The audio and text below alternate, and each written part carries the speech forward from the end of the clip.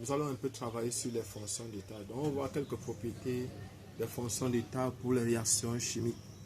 Donc, on va d'abord citer, rappelons quelques fonctions d'état. Nous avons par exemple ici, comme fonction d'état, on a U qui est l'énergie interne. Énergie interne.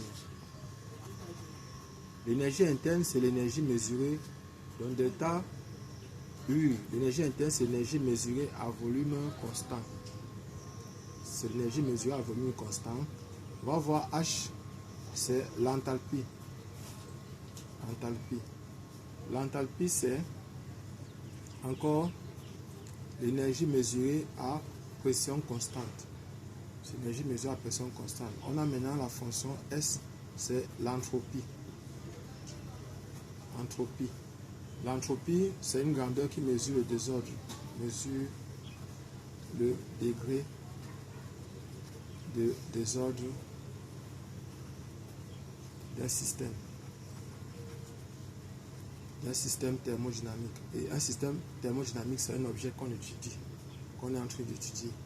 On a maintenant aussi, bon déjà ce qu'il faut savoir ici, on fait quand même, on s'arrête là, on dit que l'entropie des solides est inférieure à l'entropie, la variation d'entropie des liquides qui est inférieure à la variation d'entropie des gaz.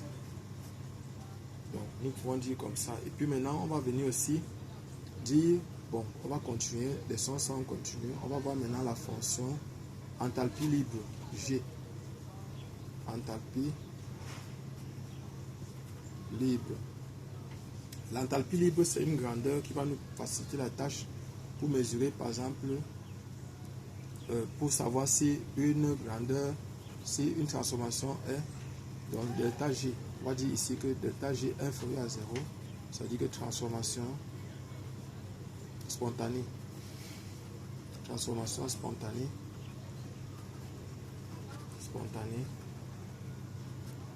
Transformation spontanée, delta G égale à 0, équilibre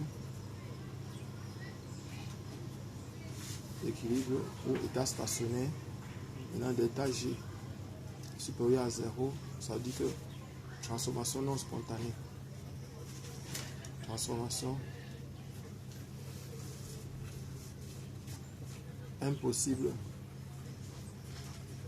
sans apport d'énergie. Sans apport d'énergie. Voilà ce qu'on a. Donc nous avons trois cas. En fait, la dernière fonction d'état, c'est F, qui est énergie libre. Énergie libre.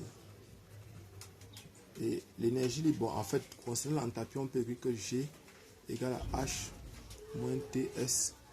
G, c'est l'enthalpie. G, c'est l'enthalpie libre. H, c'est l'enthalpie. T, c'est la température. Et S, c'est l'entropie. S, c'est l'entropie. Donc maintenant, ici, on aura F égale à U moins TS. F, c'est l'énergie libre. U, c'est l'énergie interne. T, c'est la température. Et S, c'est l'entropie. Donc voilà, par exemple, les fonctions d'état. Et on va donc donner quelques propriétés de ces fonctions d'état. En fait, ce qu'il faut d'abord savoir, ces propriétés-là, voyons les propriétés des fonctions d'état. Les fonctions d'état, on va les noter, on va noter ces fonctions d'état, par exemple, X.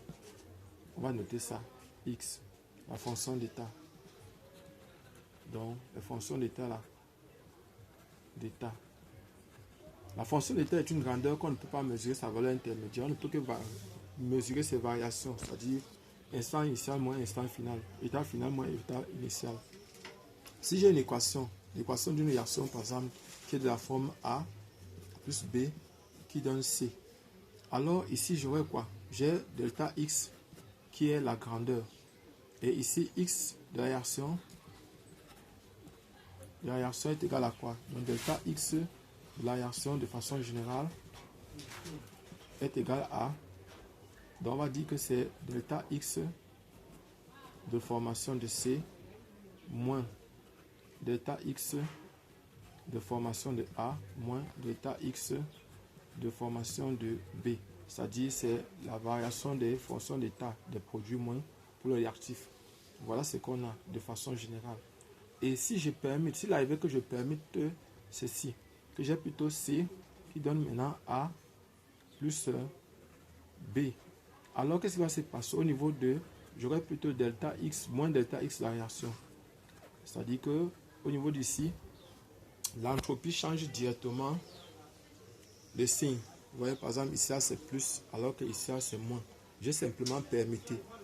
Et si maintenant je multiplie notre équation de départ par alpha, donc c'est-à-dire si j'ai alpha fois A plus alpha fois B qui donne alpha fois C, alors ici j'aurai alpha fois delta X de la réaction.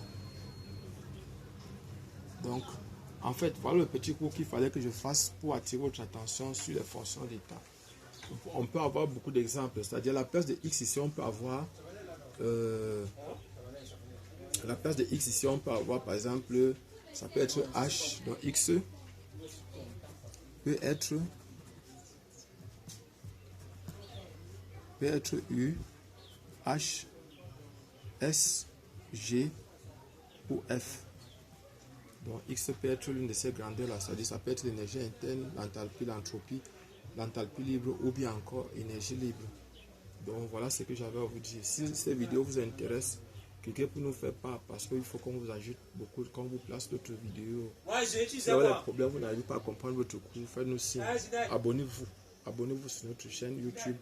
Cliquez sur la cloche de notification et participez en commentant nos vidéos, en mettant un pouce bleu, en faisant tout ça. Merci. Merci. Nous sommes du groupe de répétition Nabla et c'est moi Job Kamden. Merci.